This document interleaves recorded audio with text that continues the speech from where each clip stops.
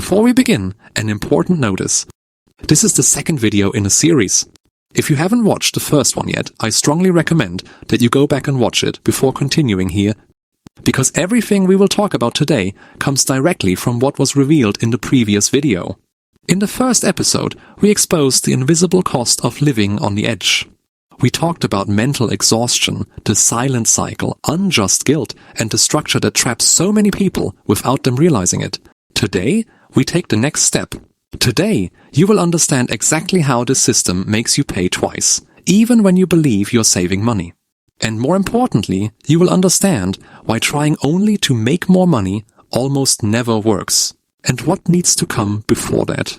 If you have ever felt tired, overwhelmed, always running and never getting anywhere, this video will show you that this is not weakness, it is mechanism. And when you see the mechanism, the game changes. There is a silent moment when something changes. It is not when money is left over, nor when all bills are paid. It is when the person understands the game they are playing. Understanding does not solve everything, but it gives something precious back, direction. From that point on, every decision stops being only reaction and slowly begins to become choice. If you feel this tiredness that is not only physical, that exhaustion of always dealing with emergencies, this is not weakness. It is the consequence of a system that forces decisions under pressure. But here comes a key point. Understanding the mechanism changes the game.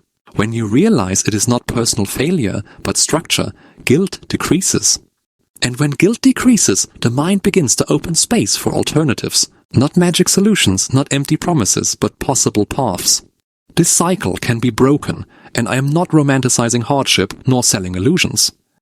This is not about getting rich quickly, it is about stopping the slow bleeding. Understanding the game you are playing does not solve everything, but it gives something precious back, direction. From that point on, every decision stops being only reaction and slowly begins to become choice.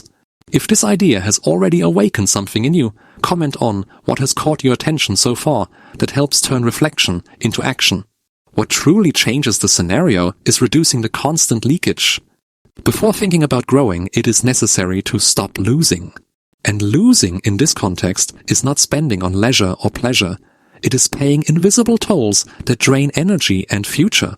The first real step is not earning more, it is creating breathing room. Financial and mental breathing room. A small gap between the problem and the decision. When that space appears, even if minimal, choices begin to improve. Not because everything changed, but because urgency decreased a little. Creating margin is not accumulating large amounts, it is reducing the frequency of desperation. It is reducing dependence on expensive solutions. It is trading haste for strategy, even in small steps. And each small step, when consistent, begins to become direction. Another important point is rebuilding the relationship with mistakes. Those who live on the edge learn to fear any slip. But fear paralyzes. The path is not to make more mistakes, but to make mistakes with less impact. This only happens when there is possible planning, not perfect planning. Little by little, the logic changes. Instead of asking, what is the fastest way out? The question becomes, which decision hurts less in the future? This change of question changes everything.